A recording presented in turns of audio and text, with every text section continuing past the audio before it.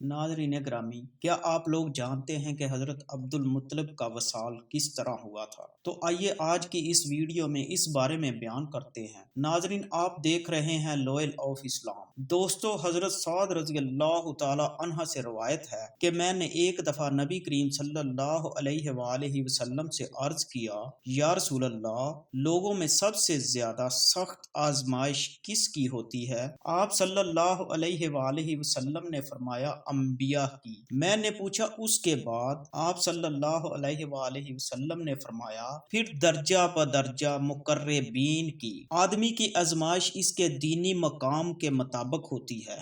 اگر دین میں مضبوط ہو تو سخت آزمائش ہوتی ہے۔ ناظرین، یہ بھی متفقہ علیہ ہے کہ انبیاء کرام میں سب سے زیادہ آزمائش اللہ پاک نے اپنے سب سے محبوب بندے سید المرسلین شافع محشر حضرت محمد صلی اللہ علیہ وآلہ وسلم پر ڈالی۔ بے شک یہ اللہ پاک کی اپنی ہی حکمتیں ہیں۔ بندے کا علم تو محدود ہوتا ہے، اللہ نے اپنے محبوب حامل مقام محمود صلی اللہ علیہ وآلہ وسلم کو اس حال میں دنیا میں بھیجا کہ آپ کی آمد سے پہلے ہی آپ کے شفیق والد اس دنیا سے کوچ فرما چکے تھے۔ پھر جب حضور اکرم صلی اللہ علیہ وآلہ وسلم 6 سال کے ہوئے تو آپ کے سر سے ماں کی ممتا کا سایہ بھی اٹھ گیا۔ اب دادا کی شفقت ہی سب سے بڑا سایہ تھی۔ دادا اپنے اس یتیم پوتے کا بے حد خیال رکھتے۔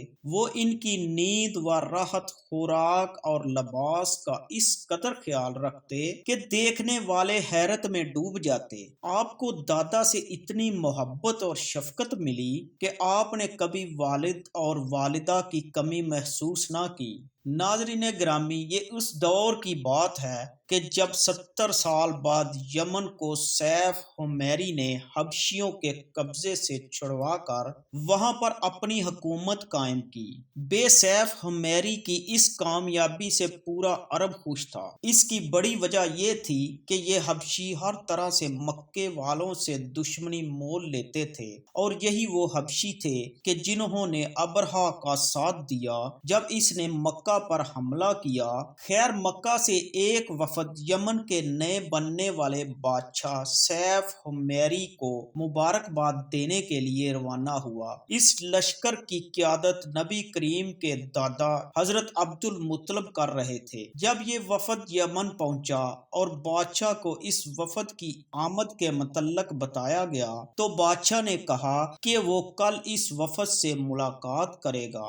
رات گزارنے کے بعد بادشاہ سیف الحمیری نے یہ حکم دیا کہ وہ صرف وفد کی قیادت کرنے والے سے ملنا چاہتا ہے۔ چنانچہ حضرت عبد المطلب اس کے دربار میں پیش ہوئے تو بادشاہ نے سارے دربار کو کہا کہ ہم دونوں کو اکیلا چھوڑ دیا جائے۔ اس کے بعد بادشاہ کہنے لگا، ہماری کتابوں میں لکھا ہے کہ مکہ کی سرزمین پر ایک ایسا بچہ پیدا ہوگا جس کے دونوں کندھوں کے درمیان بالوں کا ایک گچھا ہوگا۔ اس کا نام محمد رکھا جائے گا۔ وہ یتیم ہوگا اور اپنے دادا کی کفالت میں ہوگا، اور ہمارے علماء کے مطابق یہی وہ وقت ہے۔ کیا آپ نے ایسا بچہ دیکھا ہے؟ حضرت عبد المطلب فرمانے لگے، ہاں، میرے پوتے میں یہ سب خصوصیات موجود ہیں۔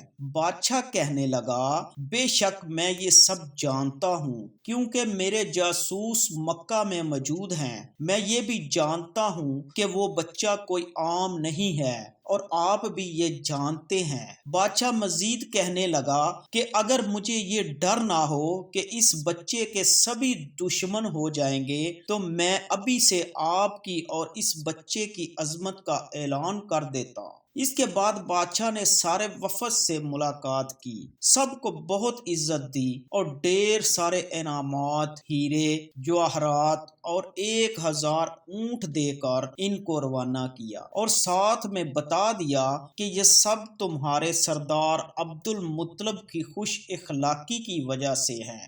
بس جب یہ قافلہ مکہ پہنچا تو ہر طرف دھوم مچ گئی کہ حضرت عبد المطلب کو بادشاہ نے بہت عزت دی ہے۔ اور انہیں اپنی سرحد تک خود چھوڑ کر گیا ہے۔ اس واقعہ کے بعد سے حضرت عبد المطلب کا مکہ میں رعب پہلے سے بھی زیادہ ہو گیا۔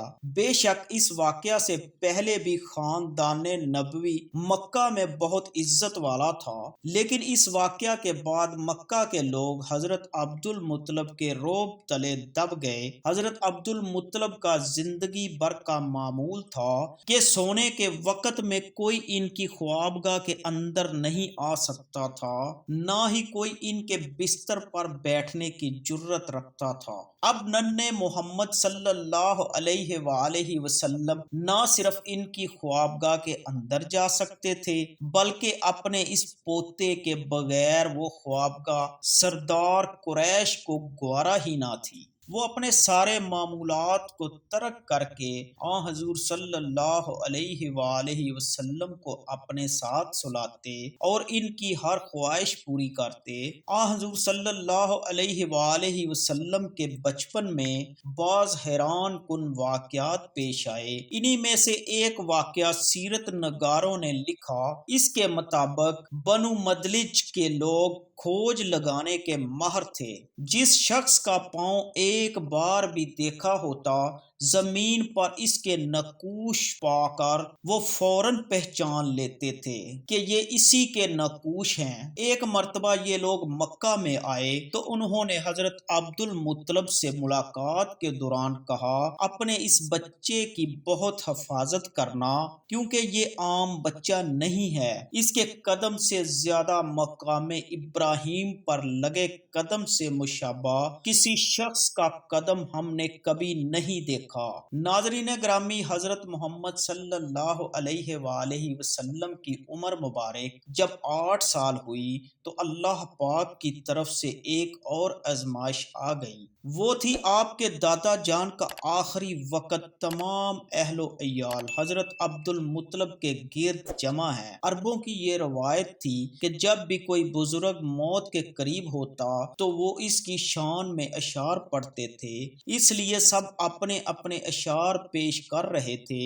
حضرت عبد المطلب کی آنکھیں نکاہت کی وجہ سے بند ہو رہی تھی۔ تمام اہل و عیال کو حضور صلی اللہ علیہ وآلہ وسلم کے ساتھ حسن و سلوک کی وصیت فرمائی۔ خصوصی طور پر حضرت ابو طالب کے ہاتھ میں حضور کریم صلی اللہ علیہ وآلہ وسلم کا ہاتھ دے کر فرمایا، اے میرے بیٹے سن لے اور یہ ذہن نشین کر لو کہ یہ کوئی عام نہیں بلکہ اللہ کا خاص بندہ ہے، جس کے قدم کے نشان ہمارے جد امجد حضرت ابراہیم علیہ السلام کے قدموں کی تصویر ہیں۔ اب میرا بیٹا تمہاری تحویل اور کفالت میں ہوگا، اس کا خاص خیال رکھنا۔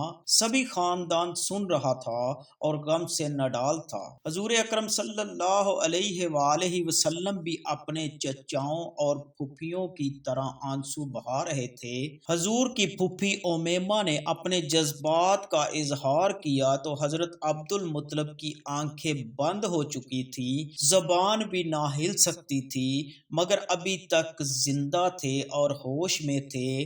نکاہت کی وجہ سے اپنے سر کو آہستہ آہستہ جنبش دے کر اپنی بیٹی کے اشعار کی تائید کی۔ یہ اشعار سنتے سنتے ہی ان کی روح کف سے انصری سے پرواز کر گئی۔ ان اشعار کا ترجمہ یہ ہے، اے میری آنکھوں، آج خوب آنسو بہاؤ، اس شخص پر اشکبار ہو جاؤ جو اعلیٰ اخلاق و عادات کا مالک اور بڑی شان و شوکت کا مالک اور بڑے نصیب والا تھا، ضرورت مندوں کا سرپرست، خوبصورت اور عالی مرتبت تھا۔ مکہ میں حضرت عبد المطلب کے انتقال سے کوہرام مچ گیا۔